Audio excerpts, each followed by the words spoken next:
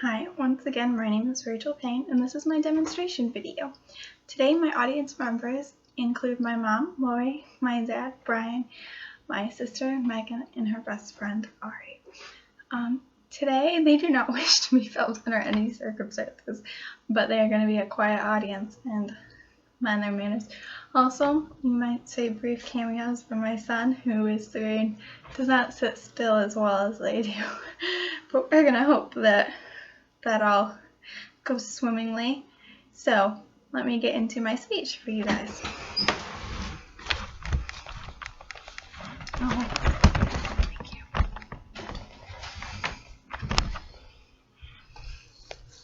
Thanks. All right. So my demonstration today is going to be on how to plan a writing paper or writing sheet for a novel.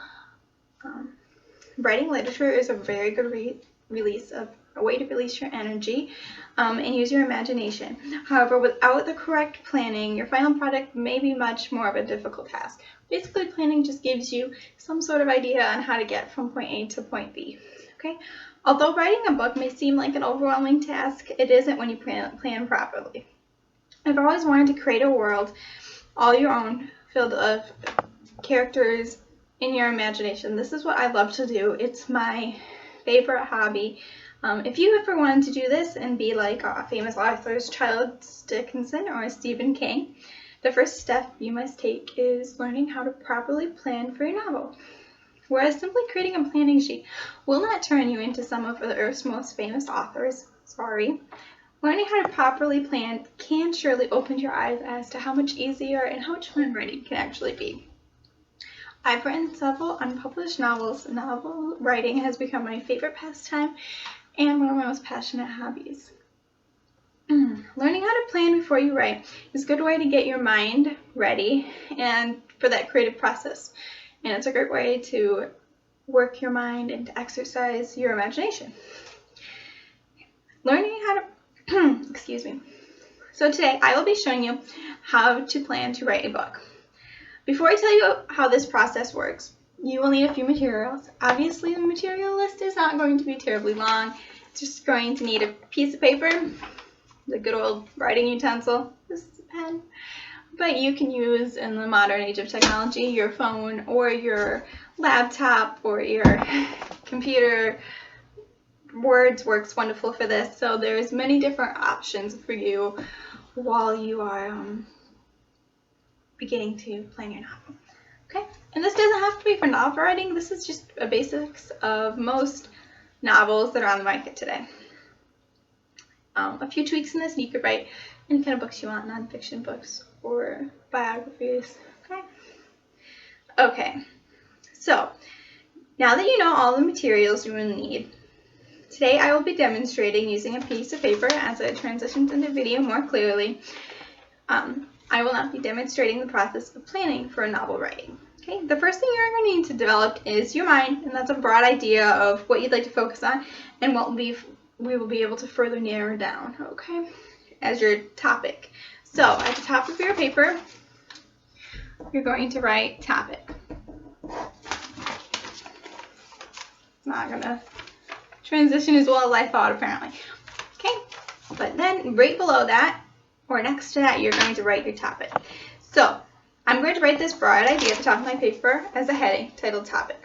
Because we don't have a title right now. If you had an idea of a title, you could write that down. This is going to vary from person to person because it's from your own imagination, okay? My topic is going to be a mystery about lost artifacts. So that would be where I'd write that right below where it says topic. Okay? So after you do that, now that I have my topic, I'm going to further narrow down my story by establishing what the problem in my story is going to be and how it's going to get solved. This small idea will contribute to both my rising action in my story as well as the climax. I will write this information under a heading titled Rising Action or Climax. Right below that, you're going to write Rising Action. Okay? And you can write / climax. And that's where you're going to think about some of the problems your story is going to have as well as some of the solutions. So again, getting from point A to point B. In my story, the problem is going to be that a precious gem is going to disappear, and the solution is going to be that our main character is going to have to unravel the mystery of its whereabouts. This information is going to lead us to write some brief segments about our characters. As I just said, I know we're going to need a protagonist to solve the mystery of where the gem is, right? Okay, so under in the next section, we're going to write characters. Right below that, we're going to write antagonist, protagonist. The antagonist is obviously going to be the person that takes the gem in the first place. It's going to be our villain, and our protagonist is obviously going to be our character that has to save the day. We don't know their names yet, or you don't really know much about them, but we know that they're there. And that's the main point in novel planning, is figuring out a brief illustration of what's going to get us from point A to point B, okay?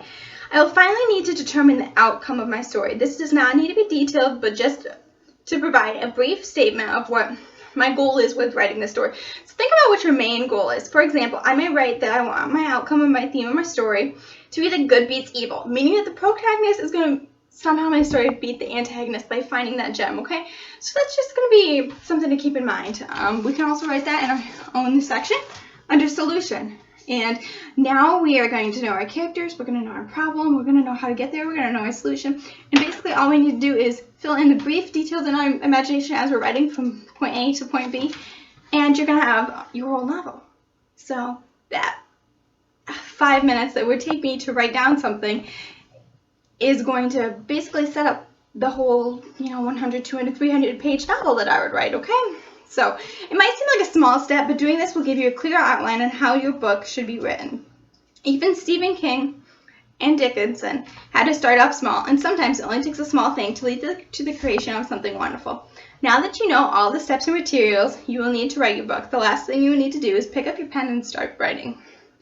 I hope that this speech has clarified your understanding on how easily it is to plan for writing a book, and that you have gained some respect for those who have worked hard to make a living out of those ideas.